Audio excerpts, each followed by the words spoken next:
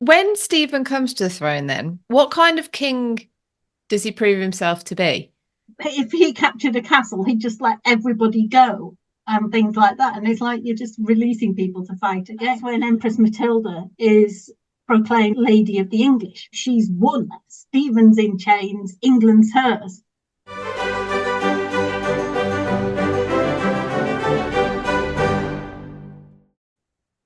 Hello and welcome to the British History Channel with me, Philippa Lacey Brewell, and to our latest historian interview.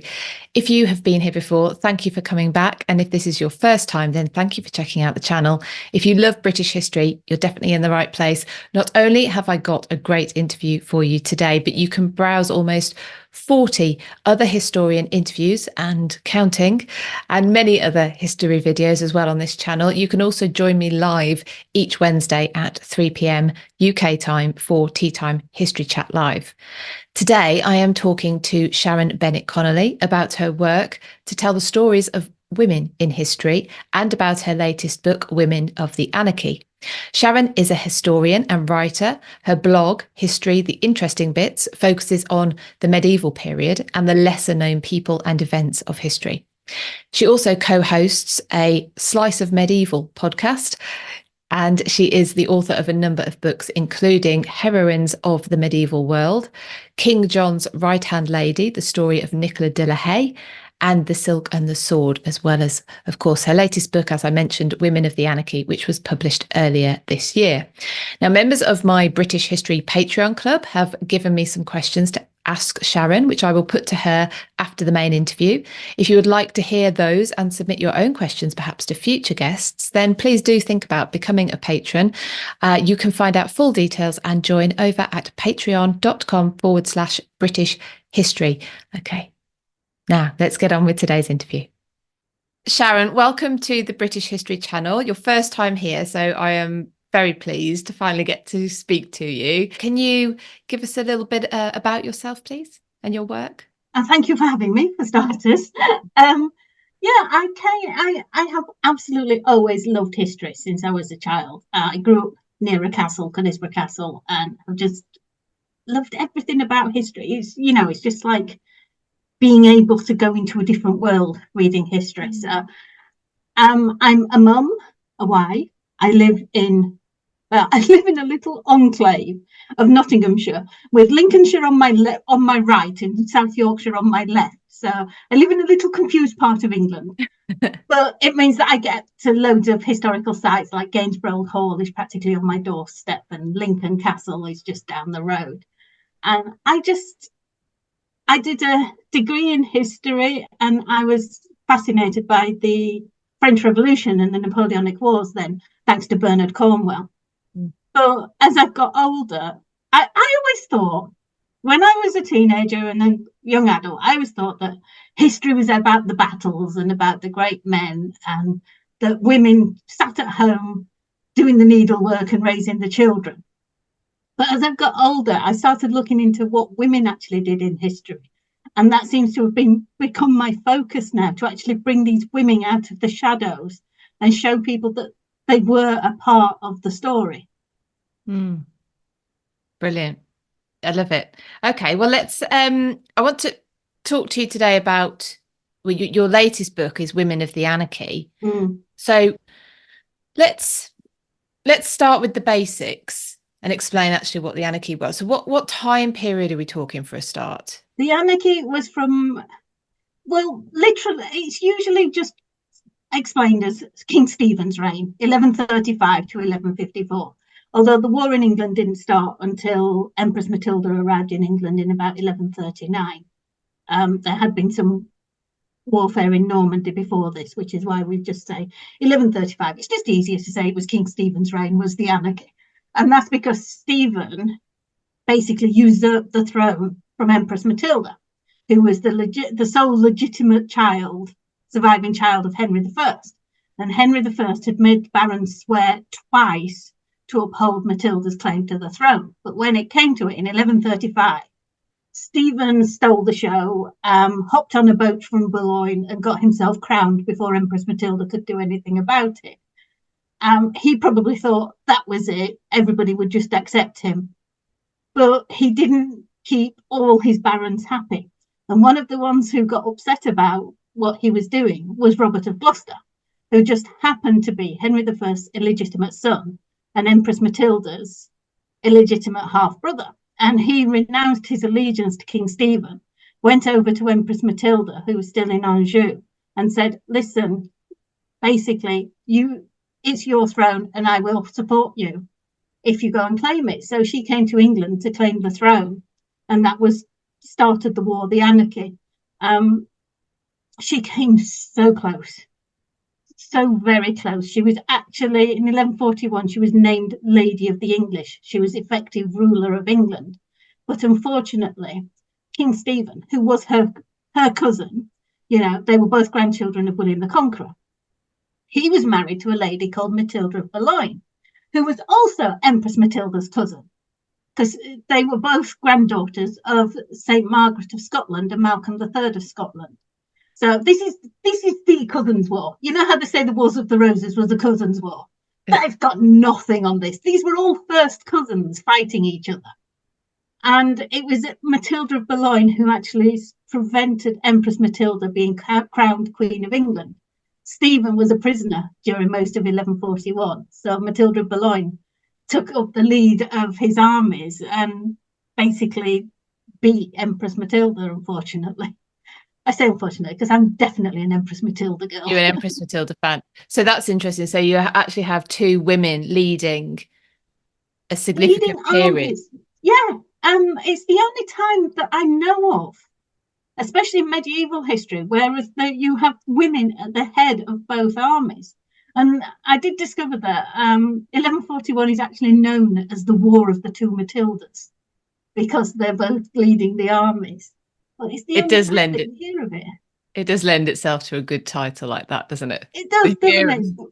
And I discovered this about halfway through writing the book, and I'm like thinking, if only I'd known, that would have been the title. That would have been the title. I'd already settled on Women of the Anarchy, but the War of the Two Matildas would have been a great title. Yes. So let's can we take a step back a little, because people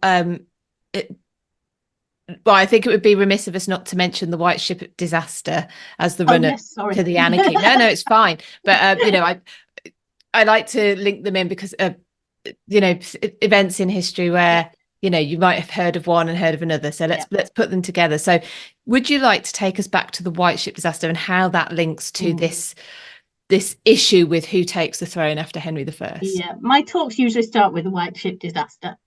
It was not the cause of the Anarchy, but it was the catalyst. The White Ship happened in November 1120, and on the ship was Henry I's only legitimate son, William the Atheling. The whole court had been in Normandy fighting the French, and they were heading back to England. And a seaman came up to Henry I and offered him his ship, said it was the fastest ship in the world, and he offered it to Henry I to take him back to England. And Henry said, oh, it's okay, I've already got my ship organised. But Prince William, who was about 16 at the time, said, oh, I'll take it. And he and his best buddies, which you know how princes are, they've got loads of hangers on who are all jolly and wanting to party, and loaded loads of barrels of wine onto the White Ship. And before the ship had even left harbour, the barrels of wine had been broached and everybody was drinking. And Prince William was so generous that he even gave the wine to the ship's crew, which was a really bad idea, because then they left port at around midnight, and the crew were drunk, basically, and they ran the ship into a boulder, a massive boulder that was under the water that everybody knew was there, and if they'd been sober they'd have been able to navigate around it. But they ran the ship into this boulder and it started sinking. Now William's tutor Otwell very quickly realised what was happening, got William onto a rowing boat, and got him away from the ship. Unfortunately, William is this 16-year-old who will never die because he's got his whole life in front of him. He hears his sister shouting for help. His sister, she's his illegitimate half-sister, also called Matilda, who's the Countess of Chester. And he insists they row back to save her. I think he probably thought, you can imagine these women, heavy dresses, and, you know, even more than the men, they would have less chance to survive in water in those days because they just had such heavy clothing on them. So he went back to save her. Unfortunately, everybody else in the water sees this rowing boat and tries to get on it and pulls the boat under the water and poor William with it. And it took, even when news of the disaster arrived in England, nobody dared tell Henry I. Apparently, they got a young boy to finally go and break the news to the king, hoping that he wouldn't kill the messenger. Luckily, he didn't. But he, I mean, it was a disaster for Henry personally. He lost 3 of his children on the ship: William, Matilda, and a boy named Richard of Lincoln, who was another illegitimate son. And his wife had died in 1117, and he suddenly had no heir to the throne. So he remarried in January, which I think was a marriage that was already organised, because if it wasn't, it was arranged very quickly, because the prince died at the end of November and Henry I was remarried by mid-January. He married Adeliza of Louvain, who just happened to know Empress Matilda. Apparently, Empress Matilda, when she first arrived in Germany, had interceded for Godfrey of Louvain, Adeliza's father. And Adeliza was probably the same age as Empress Matilda as well, so she may have even been part of Empress Matilda's household, which would explain why the marriage was arranged so quickly, or even if it was already on the cards, happened so quickly after the White Ship disaster, because it was all organised within the family. But yeah, not having, then Henry married Adeliza, expecting probably to have a son fairly quickly. Henry, although he only had 2 legitimate children, he had over 20 illegitimate children. So he knew he could father children. And Adeliza was old enough to bear children. So he expected probably to produce a son fairly quickly, but it didn't happen. And he kept Adeliza with him all the time so that he had every opportunity to make it happen. But it still didn't happen. So by the time he died in 1135, his only legitimate heir was his daughter, Empress Matilda. So Matilda she was a full sister to William Atheling. Yes, she was. Yeah, and they were both the children of Henry I and Matilda of Scotland.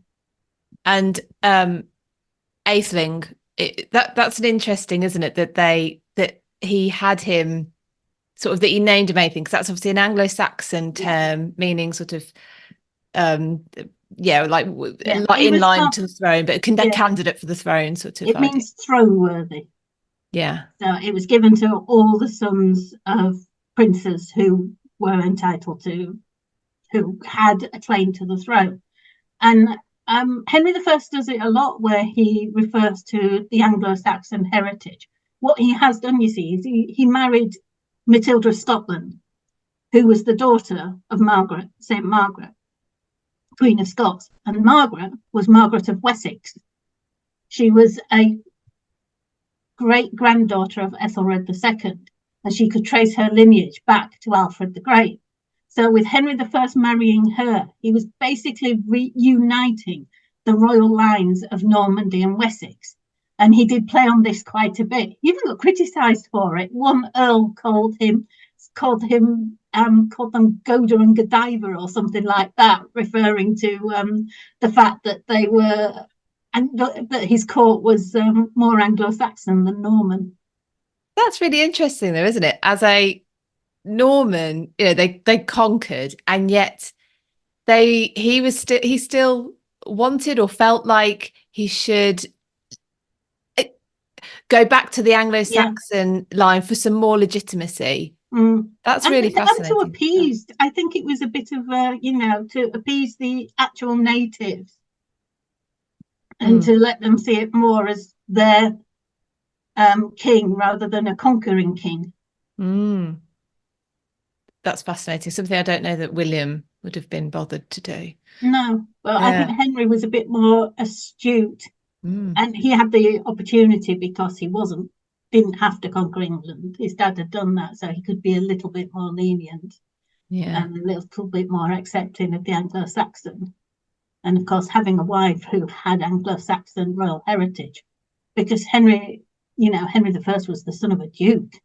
He wasn't the son of a king. He was the son of a king, but his father was a duke first. So I think there's a bit of that nouveau riche thing there. I love that. It's fascinating. So let's go back to Empress Matilda. So because you've already alluded to the fact she's not in the country when her father dies. In fact, she doesn't come back for, what did you say, 2 or 3 years For three after years. her father dies.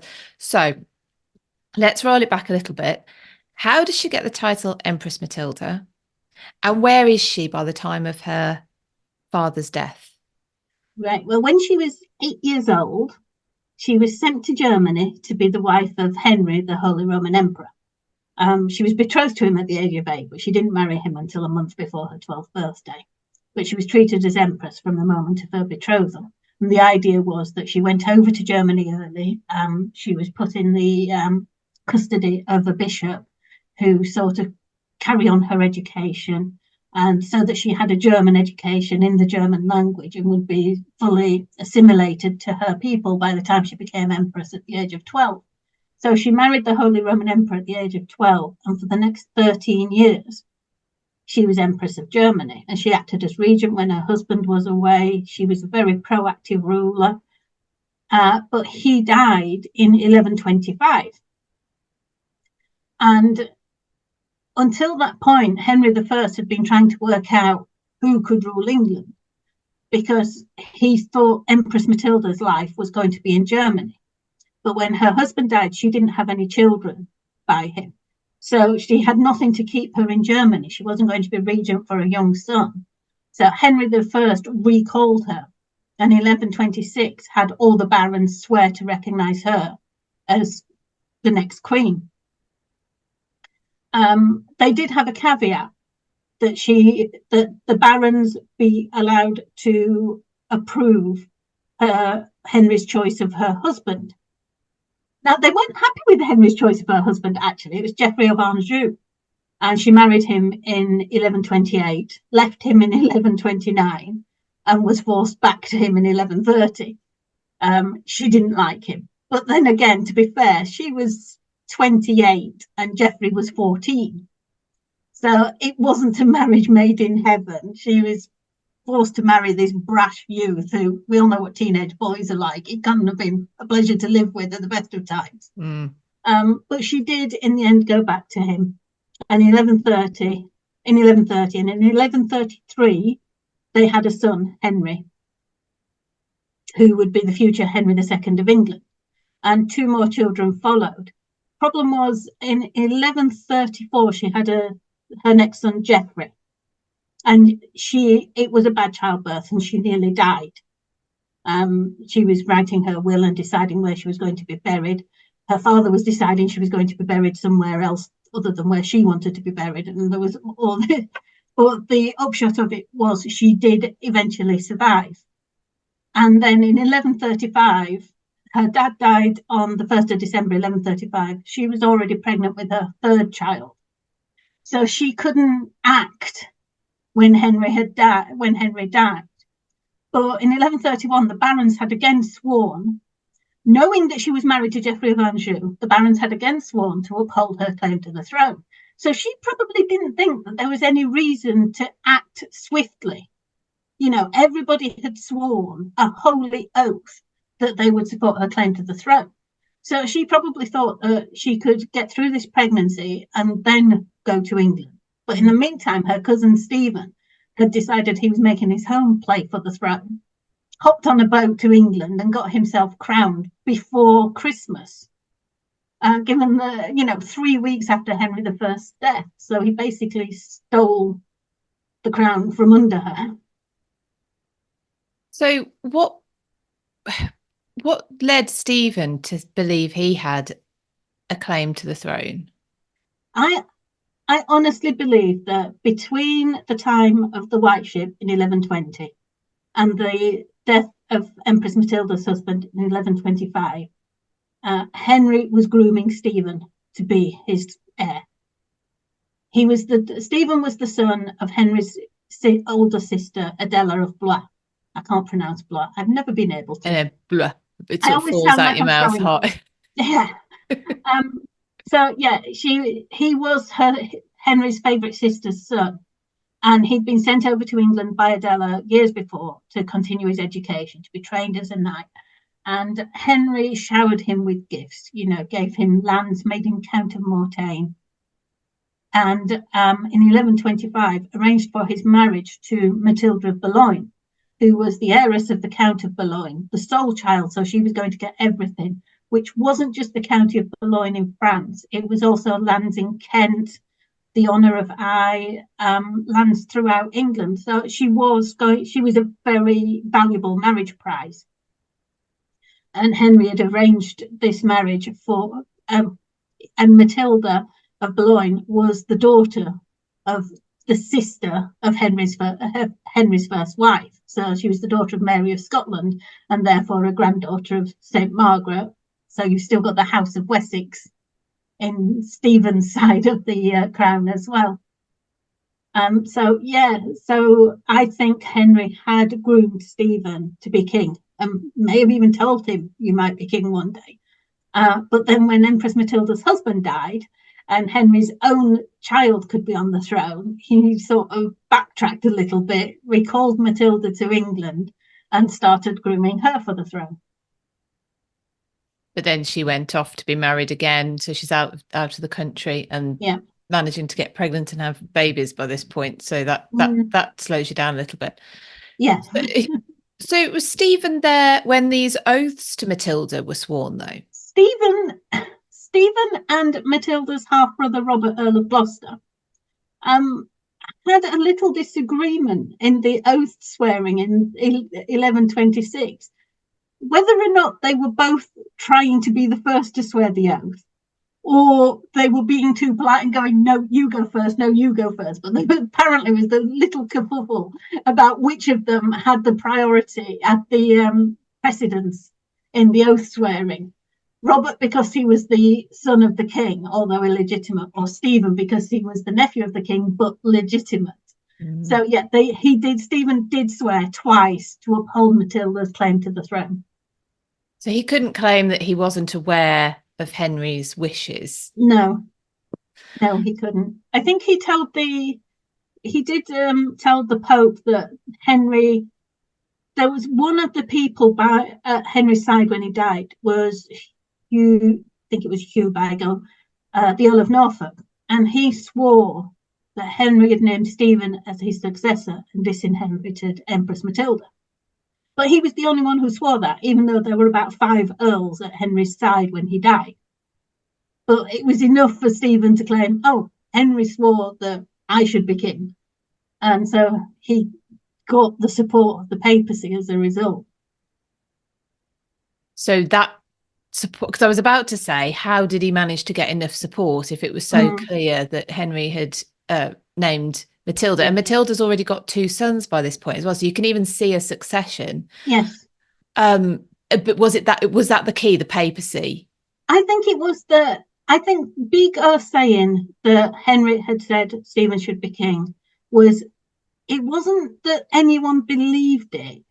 It was that they wanted to believe it because they didn't want a woman on the throne. So it was easier to just go with that and say, yep, okay, then Stephen's king. Henry suggested it. I can't believe for 1 minute that Henry I would disinherit his grandson. He doted on the child Henry. He'd spent, after the baby was born, he spent 2 months in Normandy being a grandfather rather than being a king. He spent ages with this child. so that he just disinherited the child on his deathbed. It just doesn't make sense. So I think it was a convenient way for Stephen to claim the throne and to claim legitimacy. But I don't think there's any truth in it. That's such a lovely detail about Henry going to see his grandson. That's Yeah. something that, I almost would have believed you also if you'd have said he'd never seen him, just knew Mm. of him. That's really Yeah, really and it's such a interesting. detail. It does make it into the chronicles, which is like, chroniclers are talking about politics and war, but they actually Yeah. mention that he goes to Normandy just to spend some time with his grandson. So you've got Matilda who has been named by Henry. The nobles and whoever have sworn to uphold her claim. She's got two sons and one on the way, which also Mm. is a son in the end, isn't it? But she's been out of the country since the age of 12 Mm-hmm. with visits back, as opposed to, and then on the other side you have Stephen, who is legitimate, or be it by a sidearm, Mm-hmm. a cousin, but who has been raised in the country and is a man of, like, how much is it that she's a woman and he's a man that sways it, or is All that of it. kind of incidental to other I think all of it is factors? that she's a woman and he's a man. You do see some authors do argue that the barons went for Stephen because they didn't like Matilda's husband. Matilda's husband, Geoffrey of Anjou, was a natural enemy to the Normans. Anjou is on the southern border of Normandy, and they'd been fighting practically forever. So the barons didn't want Geoffrey to have influence in England. Now that's so they're saying, so it's not that she was a woman, it's that they didn't like her husband.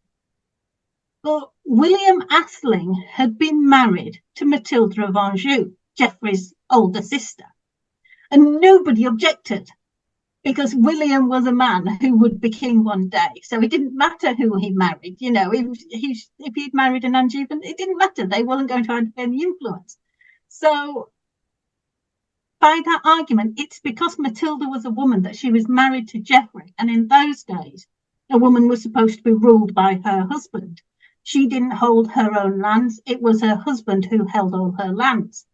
So even when they say, oh, it's not because she was a woman, it's because of Geoffrey, that's still because she was a woman. Because if she was a man, it wouldn't matter who she was married to, because she would be the one in charge of her lands.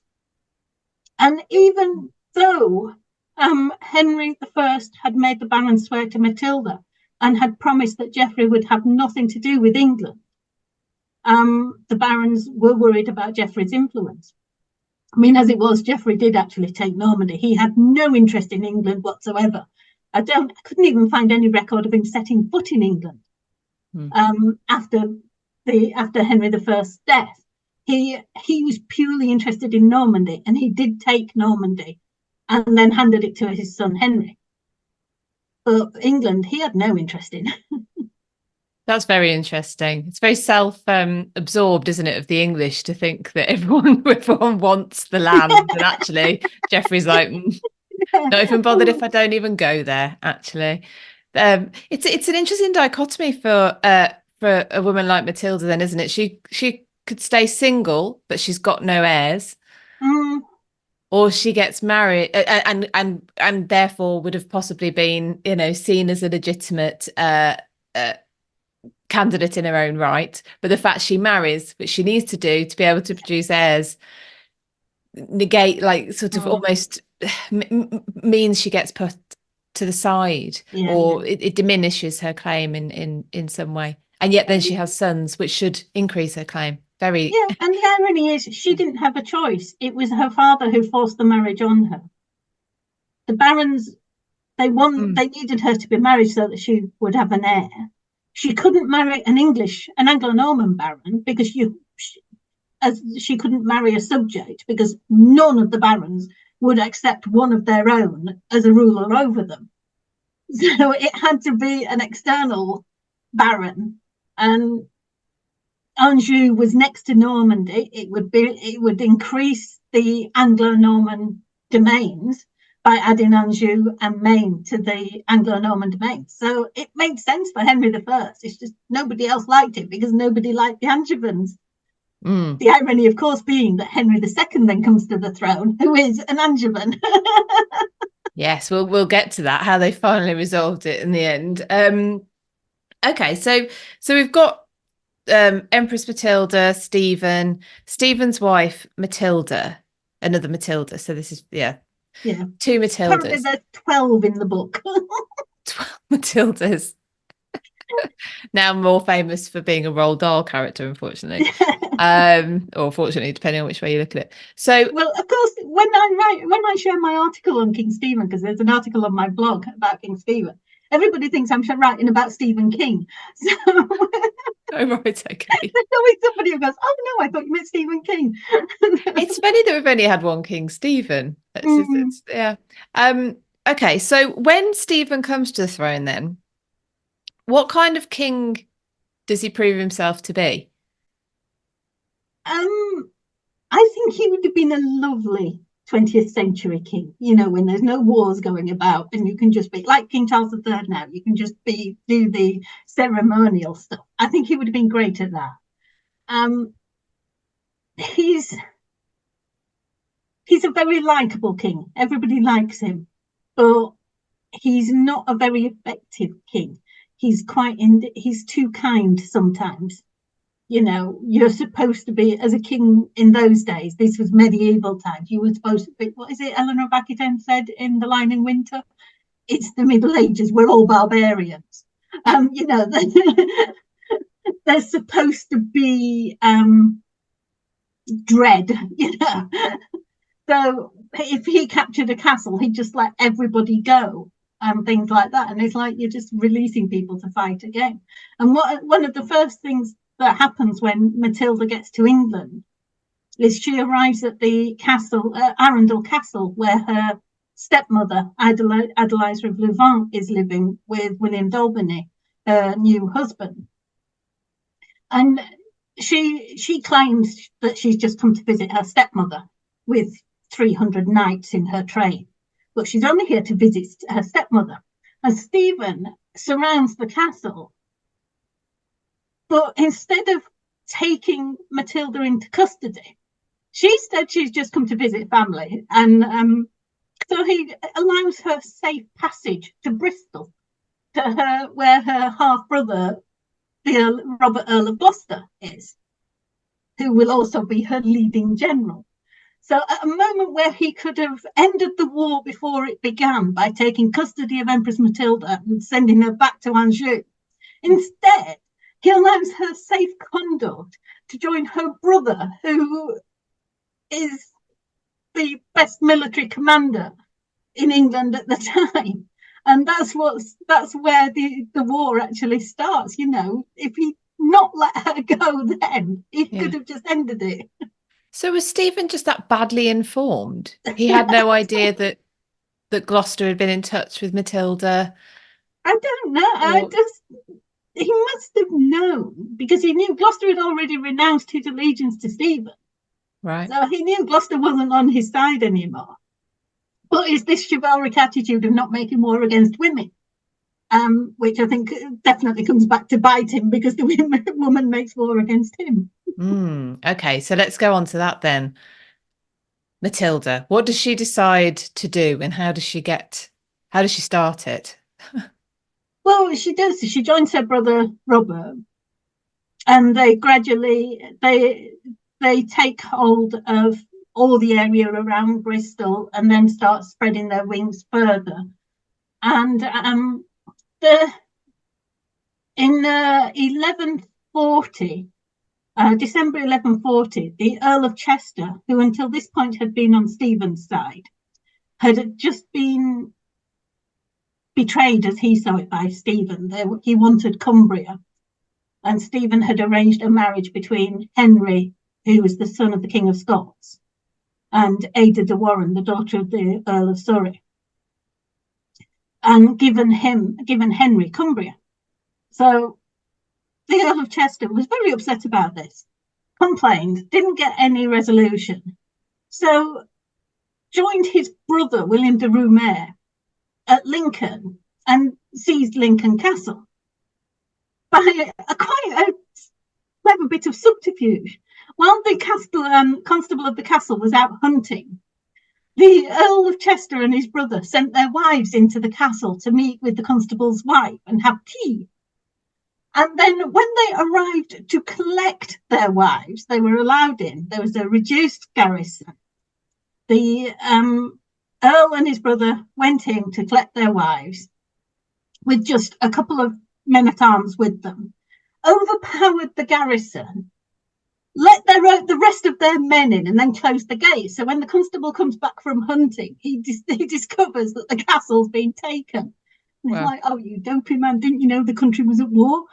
So Stephen then comes up to Lincoln to take back the castle, while the Earl of Chester goes to Robert of Gloucester and says, look, I've taken Lincoln Castle. Stephen's going to come up and take it. It's a perfect opportunity. If you can get your army to Lincoln, we've got a battle. And they do. They fight this battle at Lincoln on the 2nd of February, 1141. And Stephen is captured. There's some great chronicles telling the story of the battle where his sword breaks, so he has to take his axe, or his axe breaks, so he has to take up his sword. They can't decide which way first. But then a soldier comes up behind Stephen and hits him on the head and knocks him out and then shouts, I've got the king. And of course, in those days, if you've got the king, the battle's over. So Stephen gets taken into custody, sent to Bristol Castle, where he's kept quite comfortably until one day he tries to escape. So then they lock him in irons. And that's when Empress Matilda is proclaimed shortly afterwards Lady of the English. You know, she's won. Stephen's in chains. She's won. England's hers. Until, of course, Empress Matilda's cousin, Queen Matilda, Matilda of Boulogne, comes up and says, "Hold a minute," and actually mounts a very good counterinsurgency.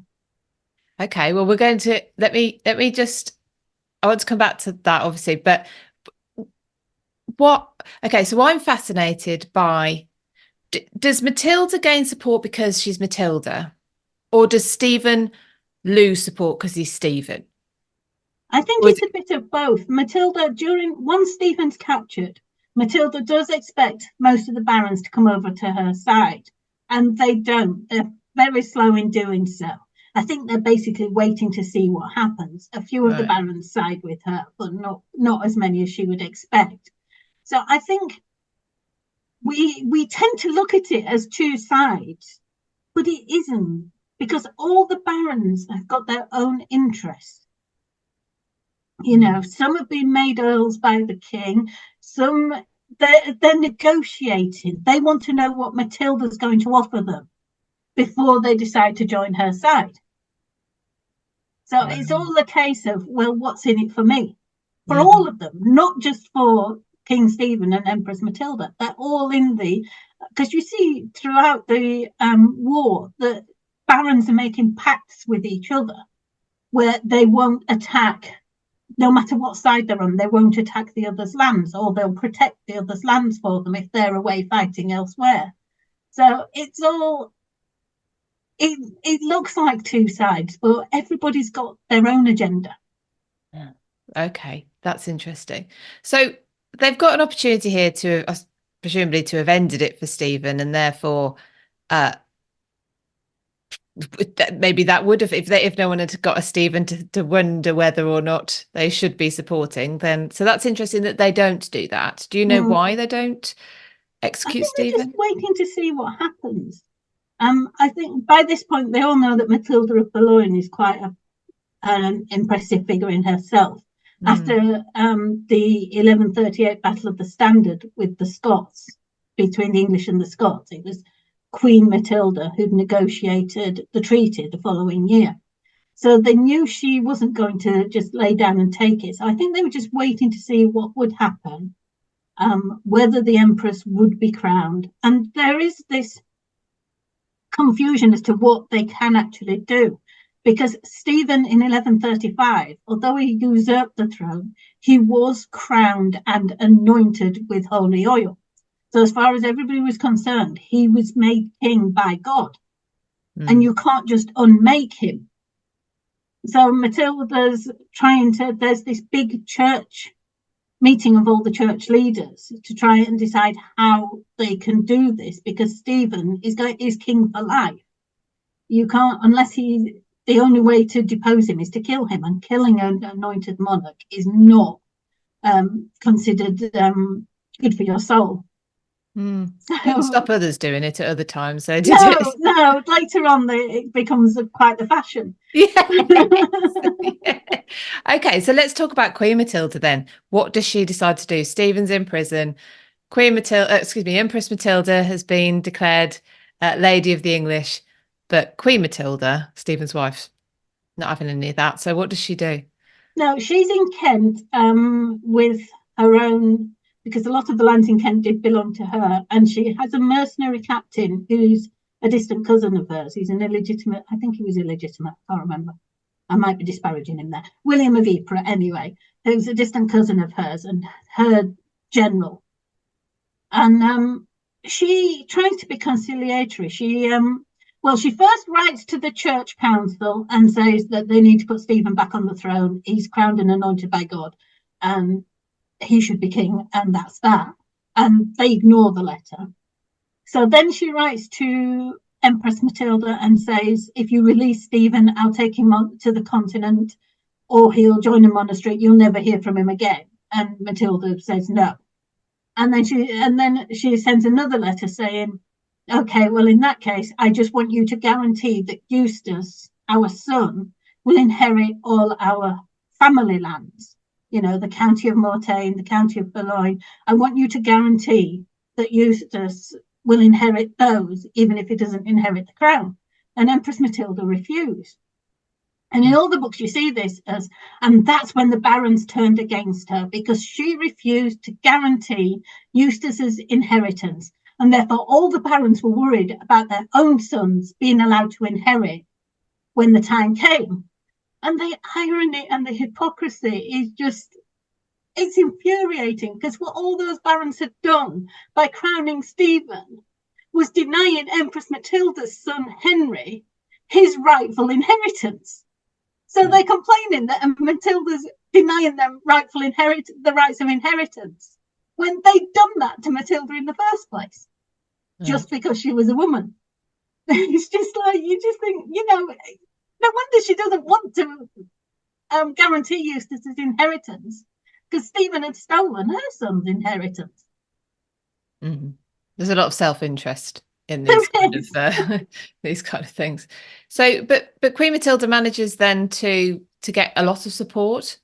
She does. You know, well, she raises an army. She gets reinforcements from Boulogne, and so are these paid? Are these paid, or does she get support because people want to support her, or is she paying them?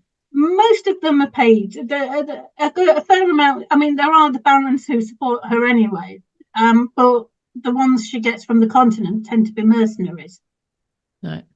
So, like, there were definitely, most of the contingents were mercenaries that she'd raised on the continent and brought over in ships owned by Boulogne, and so then she marches on London. London at the time is where Empress Matilda is. She's sat at Westminster waiting for her official entry into London. But she's upset the Londoners as well by not guaranteeing their rights. London's always had this exceptional status in England where it has more rights than any other city. And she hadn't guaranteed their rights, of course, because they were more on the side of King Stephen. So they rose against her as she was sitting down to dinner one evening, and she had to flee from Westminster, leaving the dinner on the plates and making for the west to Oxford, as the Londoners rose in revolt and Queen Matilda appeared outside the city gates. So eventually Empress Matilda makes her way to Winchester to besiege the castle of Henry of Blois, Bishop of Winchester. Henry is he's one who changes with the wind. He's Stephen's younger brother, but when Stephen gets captured, he is the one who proclaims Matilda Lady of the English. And he's the one who convenes the Council of the Clergy to have Matilda, to recognise Matilda. But then when Matilda flees Westminster, he goes the other way and joins Queen Matilda's army. And I think there's a lot of grovelling to Matilda of Boulogne to get accepted back into the fold. So Empress Matilda then goes and besieges his castle at Winchester. And the problem is Queen Matilda comes up behind the Empress. So you've got the Empress besieging a castle and Queen Matilda besieging the whole city. And the city gets set on fire. This is in the middle of the summer, so the fire spreads really quickly. And suddenly the Empress has got to lift the siege. She's surrounded she's got the Queen on the east of her, the sea to the south. Londoners coming in from the north, so the only place she can go is west. And she flees to Devizes, leaving her brother Robert to lead the rear guard to protect her so that she can get her way. Unfortunately, Robert gets captured by Queen Matilda's mercenaries.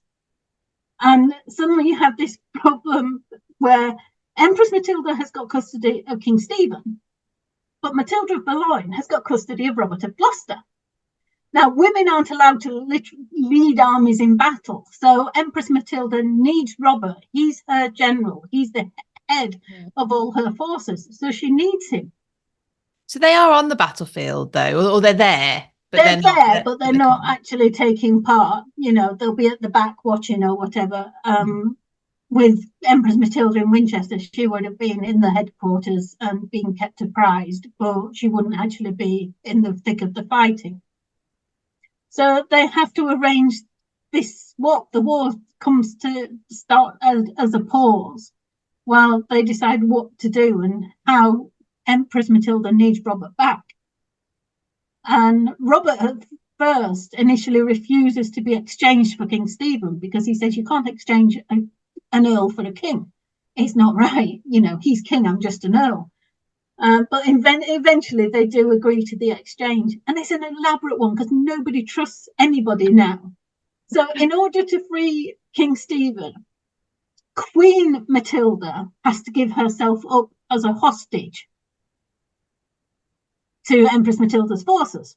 Once she's given herself up as a hostage, King Stephen is freed, has to ride to Rochester, where Robert of Gloucester is being held, to initiate Robert of Gloucester's release.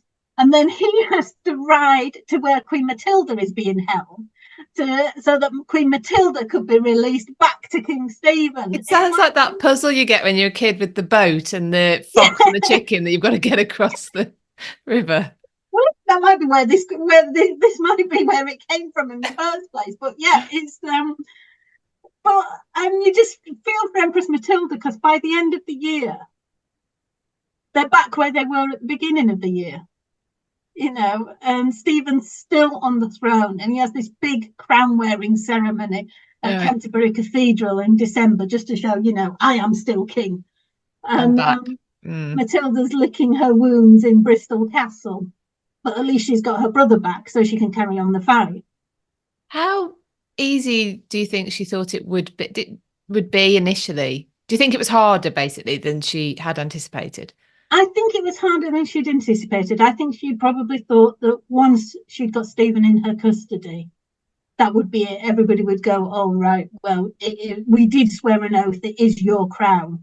And she had, I mean, the one person I haven't mentioned whose support she had was her uncle, David, King of Scots, who, you know, he was uncle to both Empress Matilda and Queen Matilda of Boulogne. But it was Empress Matilda he was supporting, partly because he thought she was in the right, but also partly because it's the Scots, and if they can cause trouble for England when England is at a weak point, then they're going to, you know. Mm. So part of it was to support Matilda, the Empress, but part of it was self-indulgence. Would it also be more advantageous in his eyes to have a woman on the throne of Yeah, a neighbouring country as opposed to a man? yeah, and especially a woman he'd helped put there. I need help. You Yeah, know, she'd owe absolutely. him, so she'd leave Scotland alone, whereas Stephen didn't owe David anything. So Mm. it was, yeah, definitely some of that. So, so the fighting started, and how many years then does this drag out over? 19 long years. Yeah, 19. although it was, I mean, the most fighting was in the early years. After about 1142, it was mainly a run of, you know, I'll take your castle, you take mine, and things like that. It was mainly siege warfare. There weren't many pitched battles at all during the whole war. And in 1147, you, everybody, a lot of the barons left England. There were two crusades organised, one to Portugal and one to the Holy Land. And a lot of the barons who'd been involved in the war just decided to go on crusade. Answer the change.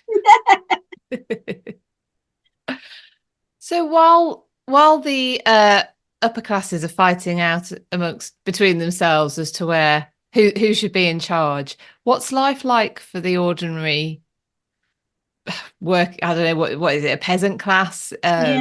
in England at the time? What's life like for them? Well, for most of them, it would, so long as the war stayed away from them, they might not have even known much about it.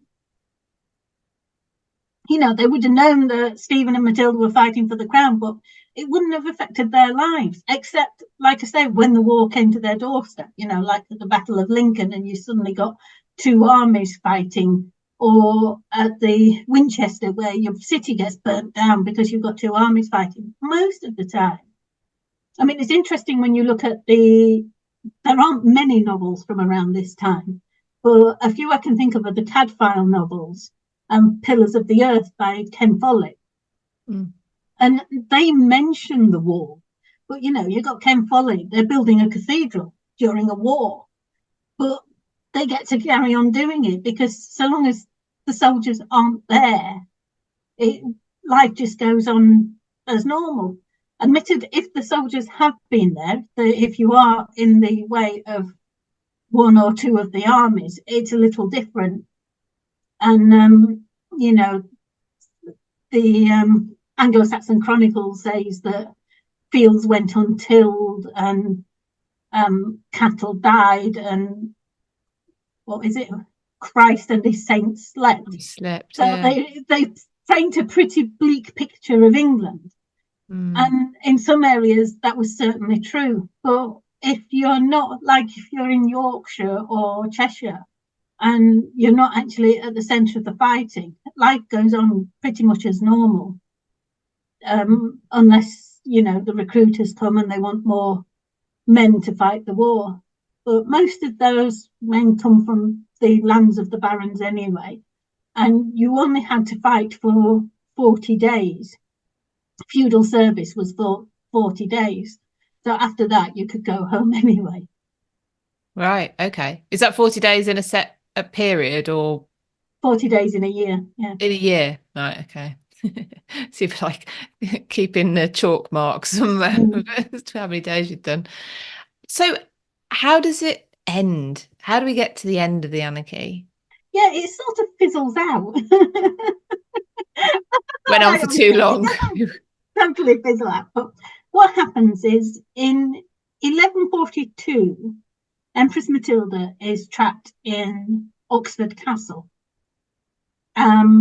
Stephen was supposedly ill at Nottingham and suddenly made a quick recovery and besieged Empress Matilda at Oxford Castle. Her brother, thinking Stephen was ill, had gone over to Normandy to ask Geoffrey of Anjou if they could have some reinforcements. And Geoffrey had kept Robert in Normandy for a little while, taking a few castles and things, you know, having fighting and not really bothering about his wife. and eventually did let Robert go back to England without any reinforcements. But he did bring with him Matilda's 9-year-old son, Henry, and placed him in Bristol Castle to continue his education with Robert's own son. But suddenly the focus is turned not to Empress Matilda getting the crown, but to the fact that Henry is the heir. And through the next few years, you see Empress Matilda is still fighting, but the focus is on the future and the future heir rather than her. Now, Robert, Earl of Gloucester, dies in 1148, at which time Empress Matilda goes back to Normandy, and she doesn't come back to England again. She leaves the fight now to her son, Henry. He is knighted by his uncle, David of Scots, and continues the fight. I mean, there was one instance when he was 14. He came over to fight without his mum's approval. With some mercenaries, and he promised them that they'd be paid once he got the crown. He didn't get the crown at that point, and he couldn't pay the mercenaries. So he wrote to Stephen, and Stephen actually paid off the mercenaries for him. This is what Stephen's like. Stephen never hardens up. Off the soldiers of his enemy. He never hardens up, does he? And then you get to 1142, and Stephen's thinking about the future, and he writes to the Pope and asks if he can have his son Eustace crowned while Stephen is still alive. And the Pope refuses. I think the Pope by this point realizes he's been hoodwinked by Stephen about his rights to the crown, and he's not keen on supporting the continued line of Stephen against the rightful line of Matilda and her son Henry. So the Pope refuses to crown Eustace. Queen Matilda of Boulogne dies in 1152 as well. So the wind's taken out of Stephen quite a bit with her death, because I really do think she was his backbone. And then in 1153, Henry's taken a fair bit of Western England. His army arrived outside Warwick Castle, and the lady in charge, the Countess of Warwick, was in, but her husband was at court with Stephen, and she just opened the gates and handed the keys to Henry. And apparently when her husband found out about this, he dropped dead from shame. Wow. Yeah. So Henry's gaining ground. Eustace, Stephen's son, dies after choking on something or other during a feast. He wasn't a very pleasant man anyway, so nobody really mourned his death. Stephen does have another son, William, who's a younger son, who is married to the daughter of the Earl of Surrey. The Earl of Surrey died on Crusade in 1147, so the young Countess Isabel, is the richest heiress in England. So William is well set up with loads of lands and loads of money, but gets disinherited by Stephen for the crown, because Stephen makes this deal with Henry in the Treaty of Winchester, where he technically adopts Henry as his son and heir, and thus disinheriting William. But it's to stop the war. The agreement is Stephen will be king for the rest of his life, but Henry will take over after that. That's what I mean by it fizzles out. There's no great battle at the end of it. It's a treaty where, okay, so I get to be king for the rest of my life. You can be king after that. And luckily for Henry, the rest of Stephen's life was about another year. He died in 1154, and Henry came to the throne peacefully. None of the barons objected to it. Everybody was quite happy to give the throne to Henry II, the son of Empress Matilda, and the grandson of Henry I. I think they were all quite happy to re-divert the royal line to its rightful place. So Henry must have been rather well prepared and briefed for taking over with Matilda going back. Yes. and his uncle dying. Sounds like he was very capable from a very young age. Or did he have very good advisors around him? He was I think he was 19 when he got the crown of England, or 21. Hold on, 21 when he got the crown of England. He'd already been Duke of Normandy Right. for a good number of years. I can't remember exactly how many, about 6 or 7 years he'd been Duke of Normandy. So he'd been training for a good number of years, ruling Normandy. He was married by this point to Eleanor of Aquitaine. Mm. So he was also a ruling Aquitaine. He'd been fighting since he was 14, at least, So he had, and of course he had his mother, she'd retired to Normandy in 1148, but she was still one of his chief advisors, and he still went to her when he needed advice about England. And I think she was probably rather not complimentary about some of the barons that he needed to deal with, but at least she could give him a frank assessment of the barons that he was dealing with and where their real loyalties lay. Yes, I imagine she had gathered quite a lot of information on She knew who everyone. could turn their coat and who couldn't, and who would stay loyal. So it was, yeah, she had a lot of advice she could give him. I actually have two more questions which I forgot to ask you, if you don't mind. They're more general. I'm asking them of all my guests from now on. Which period of history outside of that to which you're most known for are you interested in? Is there another period that you just read for leisure, that you think I can just read this book and not have to remember every fact in it? Yeah, it's the Napoleonic, the French Revolution and Napoleonic. Ever since I read Bernard Cornwell as a teenager, I've been fascinated by the Revolution and the Peninsular War. And I actually did my university dissertation on the soldiers of the Peninsular War. So, yeah, my medieval history is a lot more recent, actually, than my Peninsular War. But yeah, I love that period. And I did go and see Napoleon with my son and came out grinding my teeth. We had a conversation with Julian Humphreys on a History After Dark show that I do with Catherine and Cat Marchant about that film. Yeah. Yes. I didn't go and see it after that conversation. Don't go and see it. If you know anything about the period, don't go and see it. It's like, you're teaching in the pyramids, that didn't happen. Oh, it's quite at Waterloo. Oh God, no. The problem with that is if you check my blood pressure afterwards, it must have been sky high. It takes you out of the story as well, doesn't it? It takes you out of the suspended reality when you're watching something, a film or a drama, and if something throws you out of that, it stops the enjoyment. And my final question is, this is maybe quite big actually, but what do you think we can learn from history? How not to do things wrong in the future, maybe. We can learn an awful lot from history. We can learn, I mean, I was saying to the last school one, it was a school session I did. I was like, history is in everything. If you want to be a scientist, there's a history of science.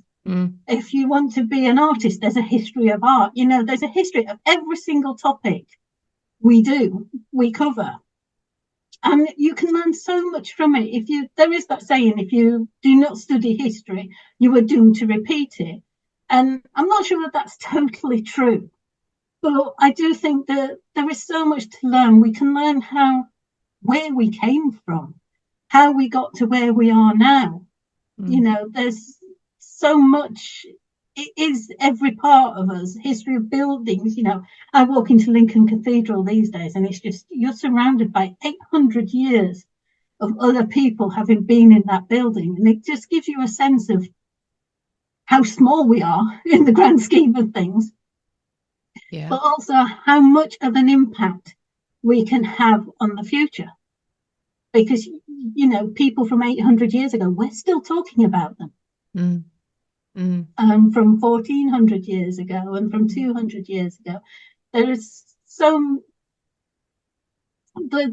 much about them that we're still learning. But there's also, for me, it's just, I love it. It's so enjoyable. It's all these stories. They talk about, writing stories and things. But there are so many stories in history that are just, embrace it. It's so entertaining.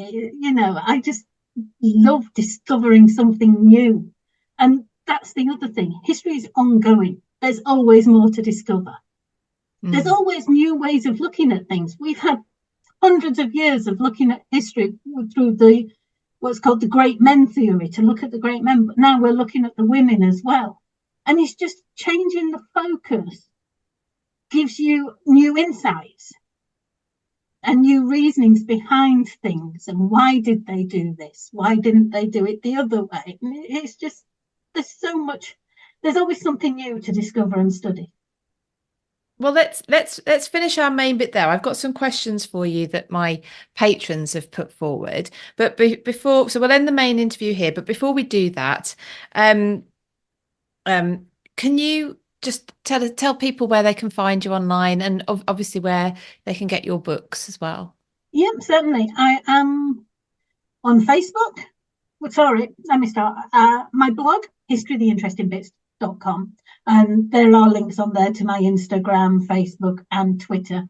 I'm at the History Bits on Twitter. I'm History the Interesting Bits on Facebook. Sharon Bennett Connolly on Instagram. Can't remember what I am on Blue Sky. I think I'm Sharon Bennett Connolly. There's so many these days, aren't there? There is a lot. And I also have my own podcast that I do with Derek Burks called A Slice of Medieval, which is great fun. We just interview guests or pick a subject and dissect it. And I am on Amazon or all good bookshops for my books, which are, well, we've just talked about Women of the Anarchy. We're going to talk about Ladies of Magna Carta. My next one up is Heroines of the Tudor World, which is out in June. But they're all on Amazon, and I'm Sharon Bennett Connolly on there. So if you just put that in, all my books come up. Wonderful. Well, yes. So yes, you're right. I have a few questions I want to ask you about Magna Carta, which we'll do in our Patreon only section as well. So thank you so much. Thank you so much for that today. Thank you. It's been a pleasure. It really has. Okay, here is a sneak peek of the rest of mine and Sharon's conversation. What you seem to have been able to do is insert the women back into the story that they clearly were actually a part of. These women were there. They did live their lives. They were a part of history. And at the minute, they're still not wholly incorporated into history. For the extended interview with Sharon, please go to patreon.com/British History.